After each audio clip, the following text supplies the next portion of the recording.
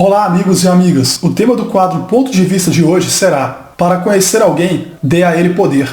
Há muito se sabe que as pessoas podem mudar conforme as coisas acontecem. Isso ocorre não apenas para que a pessoa possa se adaptar a uma nova vida ou a uma nova rotina, mas também para que possa satisfazer o seu ego.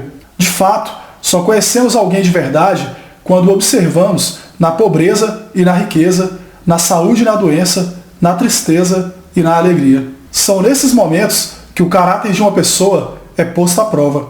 Como dizia Maquiavel, dê o poder ao homem e descobrirá quem ele realmente é. De igual entendimento, partilhava Abraham Lincoln, que dizia o seguinte: se quiser pôr à prova o caráter de um homem, dê-lhe poder. Ademais, o poder revela o homem, assim como dizia o filósofo Sófocles. Mas por que o poder muda o homem? Bem, o ser humano gosta de ser respeitado, bem tratado e de ter sua pessoa bem vista pelas outras. Contudo, ser considerado poderoso ou mesmo temido é também almejado por muitos. Dessa forma, percebemos que o homem gosta de ser notado, bem como de ser alçado à fama.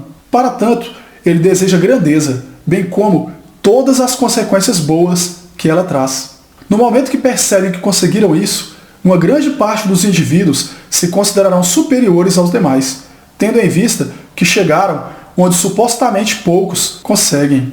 Quando dominado pelo poder, o homem buscará mais e mais, em uma sede insaciável e gananciosa por mais reconhecimento e fama.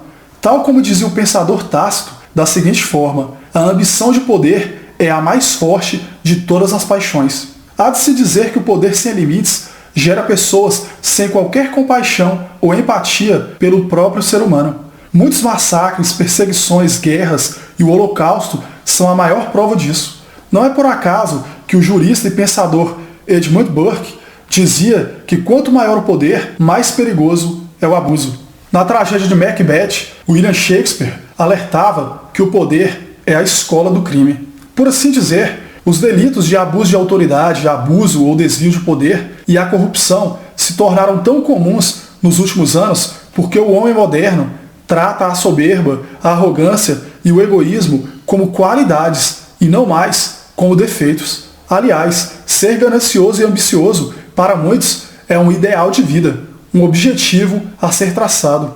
O Barão de Montesquieu sintetiza muito bem essa ideia com a seguinte frase: é uma experiência eterna de que todos os homens com poder são tentados a abusar. Para o barão, a concessão de um poder trazia consigo a tentação do abuso. Cabia ao homem controlar os seus impulsos e ser justo e honesto. Imediatamente, quando li essa frase, me lembrei da conversa do Peter Parker com seu tio Ben, oportunidade na qual ele disse: com grandes poderes vem grandes responsabilidades. De fato, o poder gera responsabilidade. Mas será que as pessoas dotadas de poder realmente se importam com isso? Para responder essa pergunta, cito a seguinte frase de William Shakespeare: o mal da grandeza é quando ela separa a consciência do poder. Isso significa que há um antes e um depois na mente do homem comum quando a ele é dado o poder. Pois em dado momento, a grandeza o subiu à cabeça e o poder tomou conta dele próprio.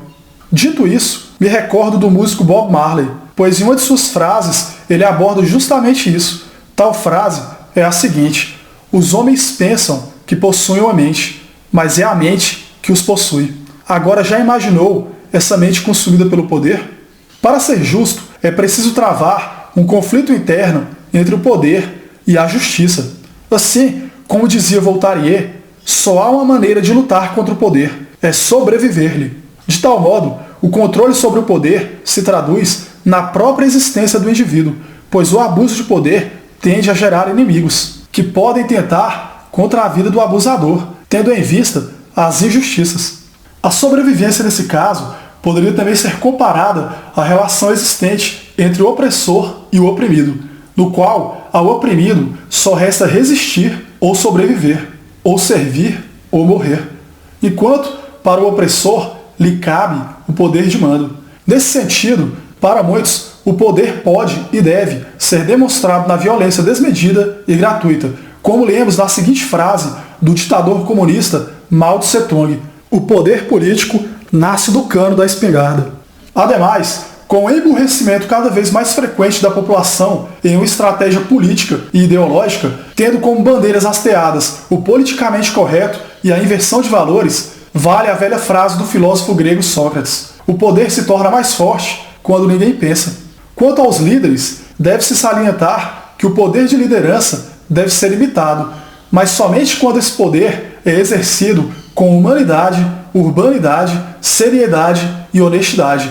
Tal como dizia Tácito, os chefes são líderes mais através do exemplo do que através do poder. E aí, em sua opinião, os nossos governantes são exemplo de como o poder deve ser exercido? Em um país mais conhecido pela corrupção do que pela honestidade, fica difícil opinar, não é? Mas os políticos são o espelho do povo. Para mudarmos essa realidade, precisamos mudar também. Eu encerro mais essa reflexão por aqui. Um abraço a todos e até mais.